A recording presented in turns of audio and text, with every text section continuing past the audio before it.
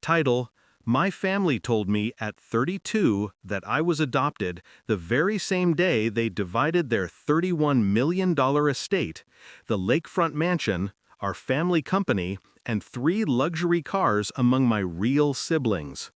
You were never really one of us, my mother said. Start.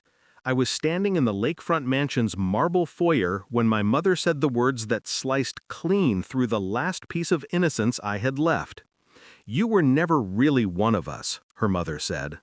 Her voice didn't crack. Mine did, but only on the inside. My siblings stood behind her, 3 shadows carved into smug silhouettes. On the table between us lay the signed documents, the divided $31 million estate, the mansion, the company, the 3 luxury cars. All theirs, none mine. I remember how my fingers tightened around the glass of water I was holding.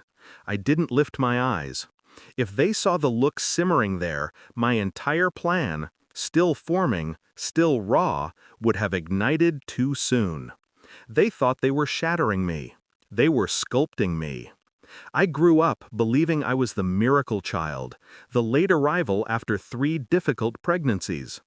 My father once told me I saved their marriage. My mother whispered that I had her determination. I believed them. I worked in our family company from 16, late nights, early mornings, building strategies, taking meetings they were too tired or too drunk to attend. I kept us afloat through every economic downturn. I made them millions. And still, they looked at me like I was borrowed. There were hints, moments, a strange distance in my mother's eyes when I called her mom.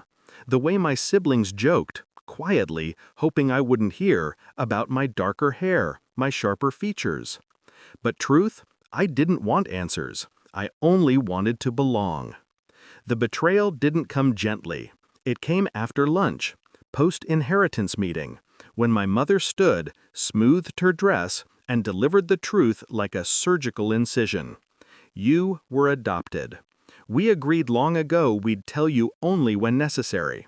Today felt appropriate. Appropriate. My siblings laughed under their breath. My father couldn't even look at me. The room tilted. Something inside me split. For a moment, I couldn't breathe. Then, clarity. Cold, sharp, precise. They wanted me gone. They wanted me powerless. They thought this truth would break me. They forgot who taught me strategy. I left the mansion without a word. No scene. No questions. Not even a goodbye. That night, I hired a private investigator, the cheapest one I could find. $200. I didn't want the family tracing anything expensive or suspicious. He was older, quiet, and more competent than his price suggested. 2 weeks, he said. I didn't waste those weeks. I dug into our company archives, digitally, remotely, using access I had given myself months earlier when I noticed my siblings' sudden interest in excluding me from key decisions. Back then, I thought it was corporate power games. Now I knew better. I tracked redirected funds, fraudulent expense accounts, hidden offshore withdrawals, everything my real siblings thought they were smart enough to hide. I wasn't planning revenge yet. Not fully. I was simply collecting truth. Truth is a weapon, and I was sharpening mine. 2 weeks passed. On a rainy night, just after midnight, my phone rang. The PI's voice trembled. You need to sit down. Your biological father is... He said the name. I dropped the phone. Not out of fear, out of awe. Because the name belonged to the one man my adoptive family had spent decades trying to destroy, and failing. A billionaire, a ruthless negotiator, a corporate predator, and, according to a DNA test the PI had run behind my back, my father. I smiled for the first time in days. Everything had just aligned. I contacted my biological father, call recorded, carefully curated. I told him everything. Not dramatically, not emotionally, just the truth, stripped and cold. He listened in silence, then said, "I've been looking for you for 30 years." He flew in within 24 hours. The next move was simple. I handed over the evidence I had collected on my siblings. He handed me his legal team, predators in suits. Within days, the offshore accounts were traced. Fraud cases were opened. Tax authorities were alerted.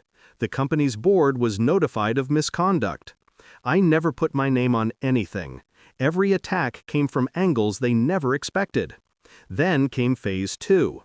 We bought the remaining shares of the family company quietly, piece by piece, using shell corporations. My adoptive family was too distracted by investigations and audits to see the takeover happening beneath their feet. When the last share slid into our control, all that remained was the stage. We called a family meeting at the mansion, the one they stole from me. They arrived tense, panicked, demanding answers. My mother spoke first.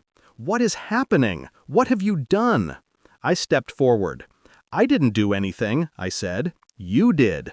I played the recordings, the financial evidence, the fraud trails, the callous way they spoke about me over the years, audio captured by home devices they forgot I had access to. Their faces drained color by the second. Then my biological father walked in. My siblings' jaws dropped. My mother staggered back like she'd seen a ghost. "I believe this house belongs to my child now," he said. Silence. I slid the final folder across the table. Ownership documents, legal orders, board decisions. "In summary," I said quietly, "you're out." My siblings were stripped of titles. Investigations were underway. Assets frozen. Years of schemes collapsing in one night. My mother whispered, "We raised you?" I met her eyes without blinking. "You raised a weapon," I said, "and aimed it at yourself." They left the mansion that night in silence. I stood by the lake windows, the same view I once admired as a child, feeling nothing and everything at once. Not triumph, not sorrow, just closure. I didn't need their name anymore. I had my own. And the family that discarded me, they taught me exactly how to destroy them. In the end, they were right about one thing. I was never one of them. I was better.